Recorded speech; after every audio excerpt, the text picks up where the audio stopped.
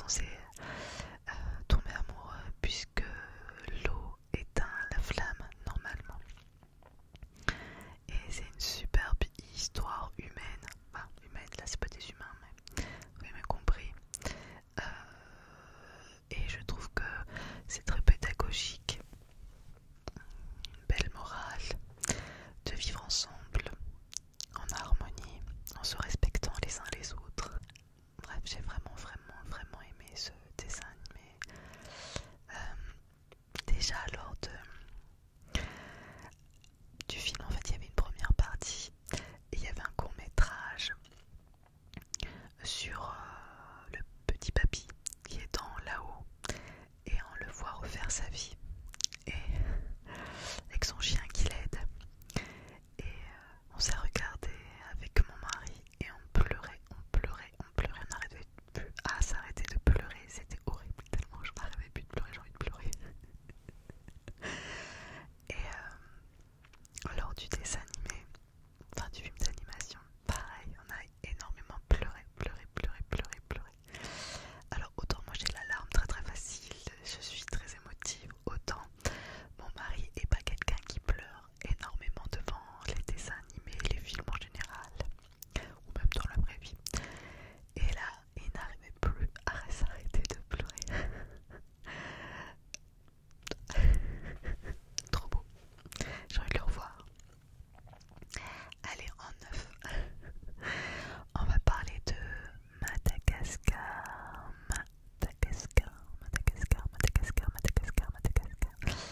Alors, comme pour la vidéo précédente, quand je dis Madagascar ou quand j'ai dit par exemple moi moche et méchant lors de la dernière vidéo, c'est la globalité des suites. Il n'y en a pas un que j'ai préféré plus que les autres, je pense pas. Enfin là en l'occurrence c'est plutôt le 1 que j'ai préféré lâchement.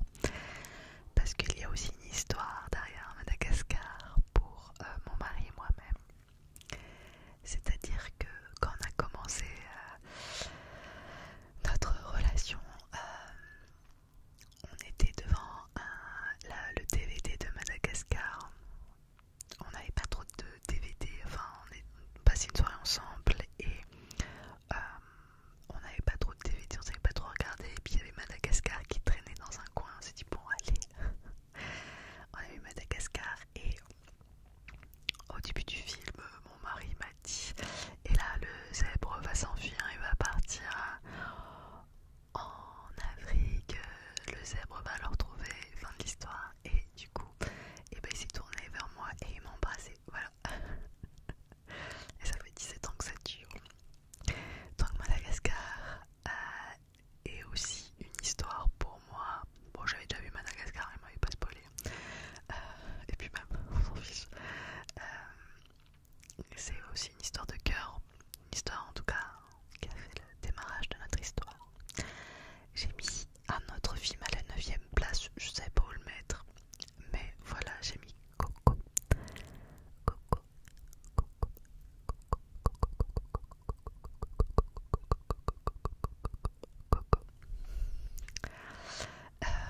Trop belle histoire.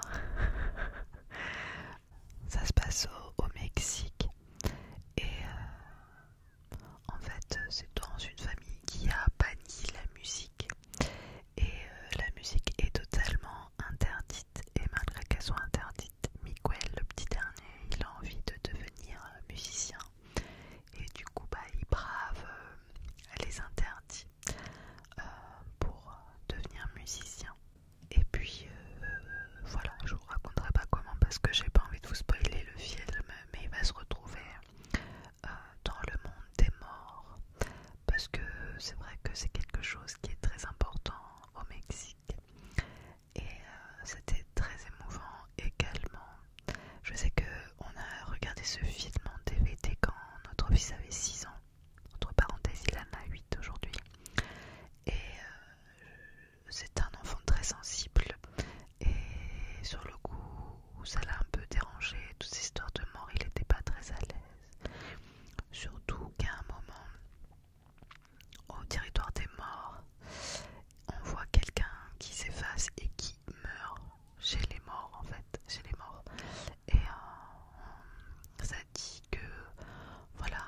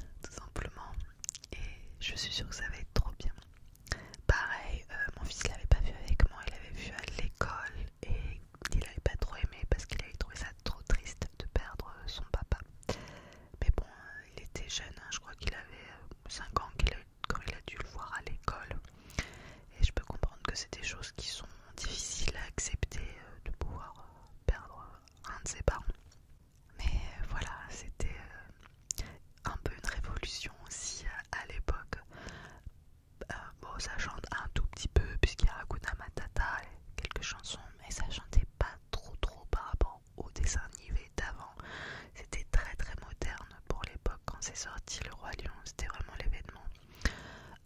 Si vous avez l'occasion, allez voir la comédie musicale Le Roi Lion. J'ai eu l'occasion d'aller voir cette pièce il y a 6 ans de ça à New York, à Broadway. Hallucinant. Alors ça a été un budget, un Broadway, en plus on était bien placés. Je suis pas allée avec mon mari ni non, mon fils était trop petit, il avait 1 an et quelques. Et du coup on avait été voir des amis à New York qui habitaient là-bas. Donc mon mari a fait une soirée copain avec notre fils à la maison à manger. Et moi j'ai été avec la femme du parrain de Simon. On a été voir Le Roi Lion à Broadway.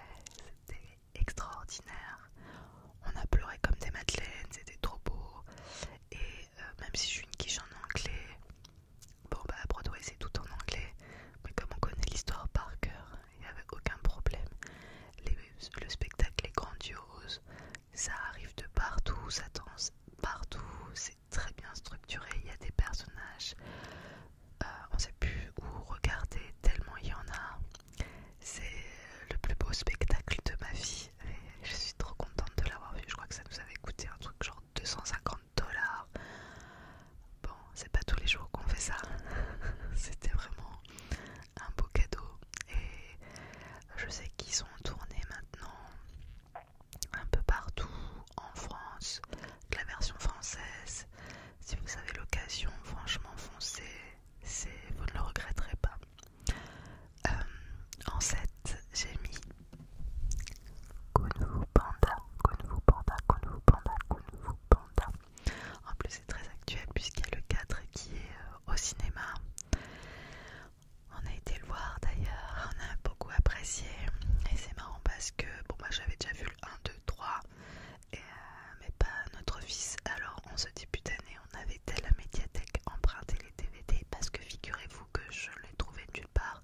Et pourtant on est abonné à Prime Video, à Netflix, à Disney+, je ne pense pas à Disney.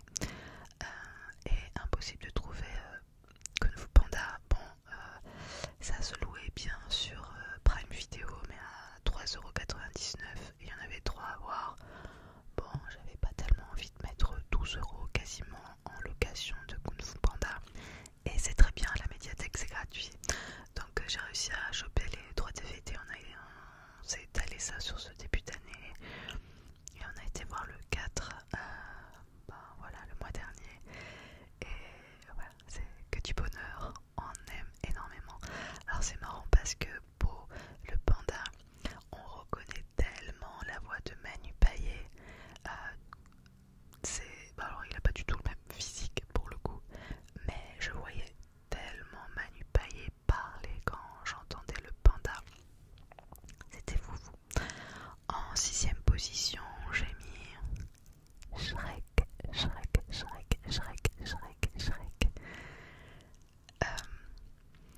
Incroyable, trop drôle, trop drôle.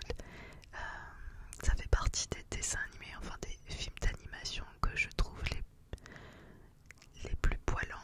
Et il y a plusieurs lectures, que ce soit enfant ou adulte, on comprend pas les blagues de la même manière. Et c'est ça qui est très drôle. Et il y a pas mal de références également à la vie de tous les jours, à des vieux dessins animés, à plein de choses. C'est bourré de références partout et ça mérite même presque plusieurs visionnages pour essayer de voir toutes les petites subtilités qu'il y a dans chaque numéro. Et puis la BO est trop bien. Vraiment c'est une BO que j'apprécie encore écouter. C'est pétillant, c'est rock, c'est pop,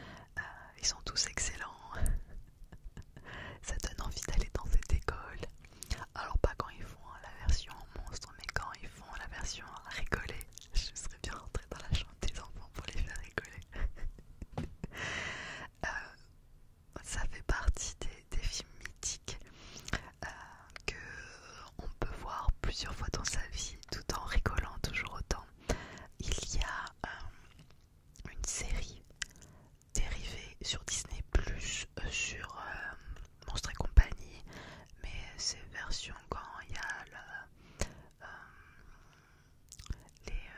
quand on fait le rire, pas la peur. Et on suit toute une équipe, dont un personnage en particulier qui veut devenir une terreur. Et en fait, il peut pas être terreur parce qu'il était fait pour ça, mais c'est devenu en version usine de rire. Et du coup, il essaye de s'inscrire pour faire rire, mais en fait, il est bon pour faire peur et pas pour faire rire. Donc, il est déçu et il se retrouve à la manutention. Et pour lui, c'est une descente en enfer.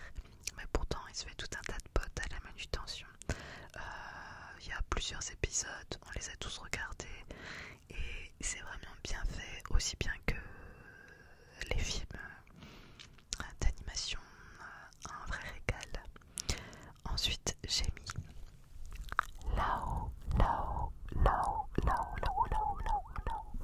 Ça fait partie des films d'animation devant lesquels je pleure le plus. Tout à l'heure, je vous ai parlé d'un petit court-métrage dérivé avec le petit papy où j'ai fait que pleurer, mais même pendant le long-métrage, je fais que pleurer. Enfin, pas que pleurer, mais tout le début, quand on voit sa vie avec sa femme, et ensuite, elle est plus là, et qu'il devient seul et aigri.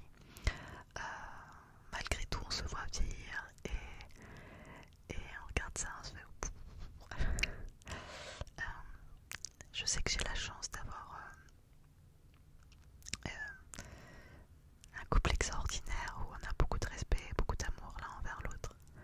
Et malgré tout, quand on vieillit,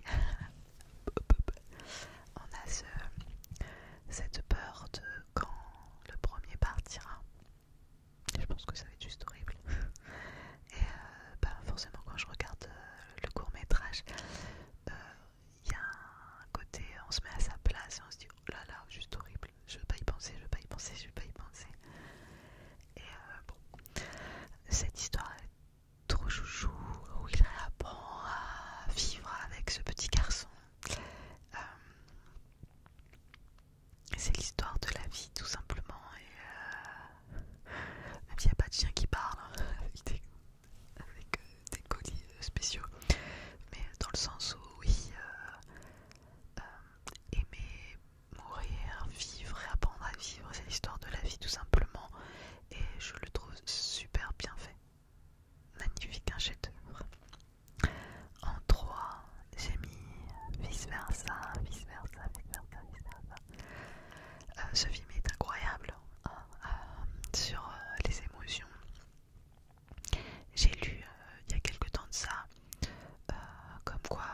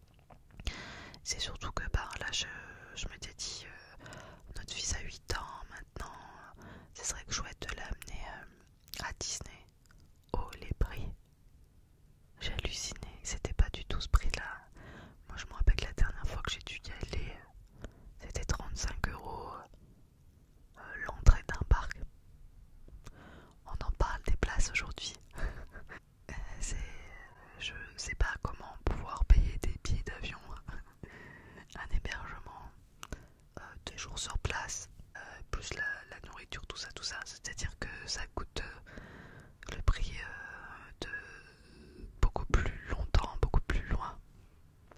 Faut pas abuser, hein, les gars, je sais pas, mais waouh, abuser. Bon, j'espère pouvoir l'amener un jour, mais là, honnêtement, c'est pas dans nos moyens, donc tant pis, next. Et en top 1, est-ce que vous avez une idée de ce que j'aurais pu mettre, lequel j'ai pas cité? Petite déduction. Vous me direz si vous avez trouvé quel est mon top 1 dans les commentaires. J'ai mis Wally.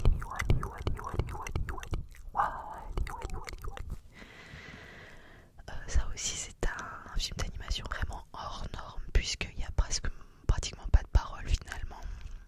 Et c'est pas une fable écologique qui fait énormément réfléchir avec ces humains mis sous orbite dans un vaisseau qui sont tous devenus obèses, qui ne bougent plus, qui n'arrivent même plus à se déplacer, qui sont gavés, qui sont devant des écrans. Et pendant ce temps-là, la planète, eh bien, c'est devenu un dépotoir où il n'y a plus aucune vie à part des cafards, et nous avons ce petit robot qui est là pour nettoyer. Et puis tout d'un coup il fait la connaissance de Eve qui est venue chercher un morceau de une herbe, une plante, pour montrer que la planète Terre peut être de nouveau habitable. Donc il y a une histoire d'amour entre les deux robots, et surtout ça fait vraiment réfléchir. Ce film n'est pas récent, mais il était assez futuriste finalement, et on est de plus en plus impacté, de plus en plus là-dedans. Ça fait peur, mais je trouve que c'est bien de pouvoir faire aussi d'éduquer nos enfants et de les faire réfléchir sur tout cela.